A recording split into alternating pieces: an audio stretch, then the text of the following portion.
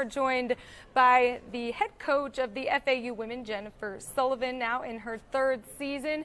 They went 12-18 overall, coming from Conference USA, of course, 5-15 in the conference, and picked 14th here in the American. Coach, here in year 3, year 1 in the American, what are you excited for here being a part of this new conference? Well, thank you all for having us. Everything about this day has been great.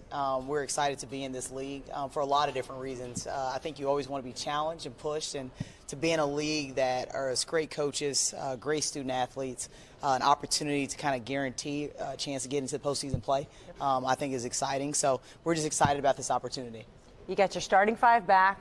Your wins have increased, with you being at the head there. So what can we expect to see from this team this year, especially transferring from a conference, a tough one like Conference USA now, into the American? Absolutely. I think, like you mentioned, having so many returning starters come back is exciting.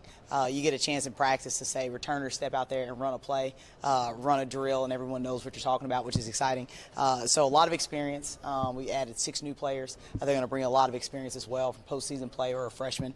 So just a great group. We're excited about the group that we have coming in to go with the 8 returns we have coming back. Anaya Hubbard leads the conference, or leads your team in steals. How much of a nightmare is she on defense? Offense and defense. She's a phenomenal kid. I've never coached a kid as competitive and loves basketball as much as Anaya. She'll make an impact right away in the American. I think she's built for the American. Her build obviously led our team in steals, the league in steals. Got picked up second team all conference preseason. So we're excited about having her and what she'll bring to our team. Commissioner Mike Oresco was talking about the American Conference, and he kept saying upward mobility, almost as an identifying piece of the American Conference. Is it the perfect time for you to be coming in, feeling like you're working your way up, and now's an opportunity with a new conference that feels wide open, kind of building off the success the men had last year with a Final Four run, excitement within the community? Does it just feel right to take that step? That is great, well said. Absolutely. I think all the momentum for our university, all sports, us included, what the men did last year and then going into this upcoming year, it's helped us a lot in recruiting. I think it's been a big platform. The exposure that's coming our way, we've really embraced it and enjoyed it. Yeah. Boca helped too? That doesn't. Paradise helps a little bit. It does. It does. I went to Penn State for crying out loud. Really? Yeah, it's brutal. I know. Transferred to UCLA. I got smart. You got smart. Exactly. Coach, I love your team motto, trust the work. Take us, what's the inside meaning of your motto and where that came from? Well, a lot of reflection at the end of last year. We thought we left games out there. We thought we could have finished differently. And so we really just like to encapsulate focusing on what we can control. So preseason rankings come out today. We can't focus on that. We can't lose sight of what we're doing. All we can do is trust the work. Are we putting in the work, the things we need to do to be successful? We believe in our game plan. If we execute it, then we'll be successful. So that's what we say every day. Each individual, trust your work, and our team can buy into that. Coach, teams and coaches talk a lot about what you just said. We left some games out there. It's a possession. It's not closing out. It's not boxing out. Are there instances or a area in your program that you want to work on to say that's going to get us a win if we can shoot free throws better?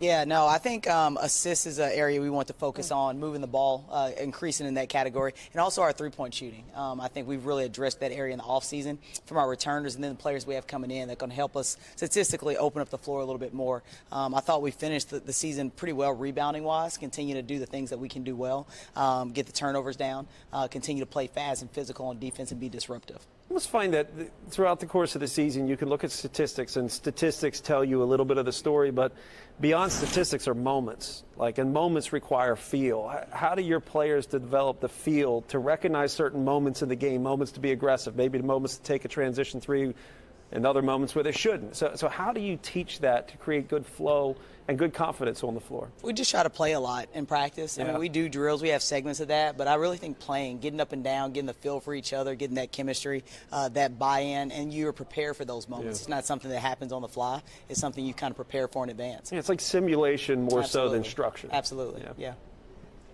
So, Coach, tell us, too, about the vocal leadership of your team. It's kind of been a theme today. And we hear it more and more each year that it's harder to get players to talk. Do you have that same issue, or who would you say is your vocal leader? Well, we emphasize it every year because I agree. We'll have high school teams come in and they're shocked by how much they hear us talk, and I'm always like, we're not talking enough. Yeah, I mean, we focus on it a lot. This year we don't just give captains away. We don't give that leadership role. Everyone has to earn it. It doesn't matter your classification. Everybody has to earn it. So talking, touching, being vocal in timeouts. We have timeouts. We break our practice up into quarters. All of that is proven and developed over time. So as a coach, it's October. I'm never satisfied with that. I think we can talk way more. But I do think we're trending in the right direction at this point. Is it talk or is it communication? Because you talk about the touch, right? The point, it's all communication. Are there some that talk better than they are communicators?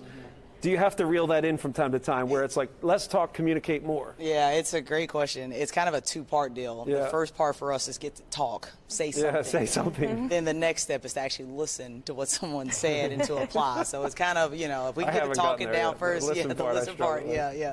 But it's two pieces, and so getting a freshman who doesn't know what, having the confidence to say something, and then we'll kind of clean up what they're saying and everyone's listening. Yeah. Coach, excited to have you here as a part of the American. Welcome to the conference and best of luck here in your first season. Thank you very much. Thank you.